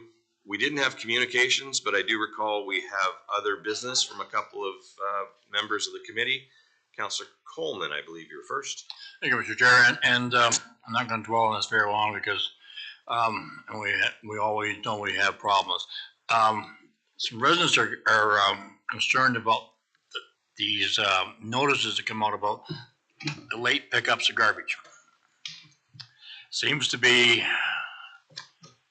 I don't know if it's happening more. It is happening more in the last few months. There's no doubt about it. And they're and we're understandable with the weather conditions and trucks breaking down and labor because being in business, we all know how that stuff happens. But it seems to be that the ones it affects all the time are the ones where they're the last pickups of the day. Same ones all the time. And they're the ones, and I'm one of them. And I've never complained until this year. My garbage has been missed 3 times. I tell staff it doesn't look good when a councilor's garbage doesn't get picked up. And so I don't know how we can alleviate some of these problems, but it's the ones that they don't get there to 4:30, 5 o'clock on the normal, and all of a sudden they see something coming across the media that the garbage is not going to be picked up, so they go back out, bring the damn stuff in, take it out the next day. That's all right once in a while, but most of these people are in the rural areas. It's not like walking from here to that wall. Yep, understood. Thank you. Yeah, thank you, Councillor Coleman, for bringing that up. I know that the mayor and I receive, there's a resident in Ward 2 who forwards those notices to the mayor and I every time they happen, and which is often. And so we're acutely aware of that too. We know that staff are aware and are working on that. And I know there's been some consultant work recently and interviewing some counselors on their experiences regarding to this subject. And overall, we know that the garbage pickup business is not one that a lot of people want to be in. and so we continue to look forward to better solutions in that category, but that is duly noted.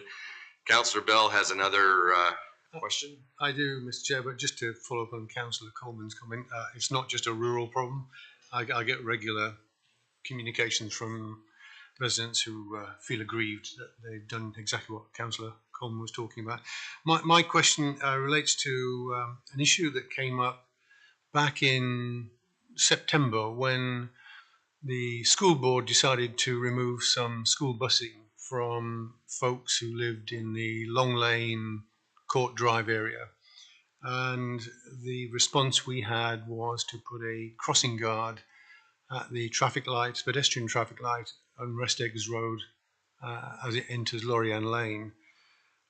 I've been there a few times to talk to the crossing guard, and not many people use it. And again, the issue of pedestrian safety at the roundabout up the road at the end of Cobblestone Drive has come up again. A couple of children nearly got hit by a car on one of the 4 possible crossings there. At the time, we said we could not put a crossing guard there because we weren't sure it was safe, which I find a little bit troubling, but was told that we would review it, come back and consider potentially putting a crossing guard there. So I'd like to understand, have we made any progress in that review of the safety, our own safety for our own crossing guard, let alone the safety for people that might want to use it, particularly young children. So an update would be welcome. Looks like we got staff jumping in. Thank you for that question. Through the chair to Councillor Bell. So the question, and from the school board as well, is the safety of crossing across roundabouts and other issues that there has been some discussion on that. And I can tell you, as we're looking at the design of the Grand River Street North roundabouts, we're actually looking at where certain types of pedestrian traffic might be and maybe actually implementing other measures there at the same time, which are easier to implement when you're building them than they are to retrofit. So on Grand River Street North, we're definitely looking at that.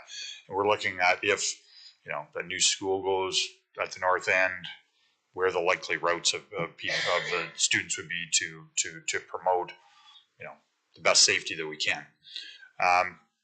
That brings up, as we're having those discussions, we're also having the discussions on Resteggers as to how those were built and what we might do to actually do some retrofits in those. So we're working on that. There's no plans in place yet, but we definitely will be communicating with the school board and with council as we go forward on that. So just to be clear, through you, Mr. Jack, can I have an update on whether or not we will put a pedestrian crossing guard there to assist children going to and from school? Through the chair, I'm not the one that puts the crossing guards there. I work on the hard infrastructure part of it. So I'm not going to answer that question. No, I appreciate that, but maybe Cindy. Through the chair, so we do work with operations in doing the study as far as whether or not crossing guard is warranted.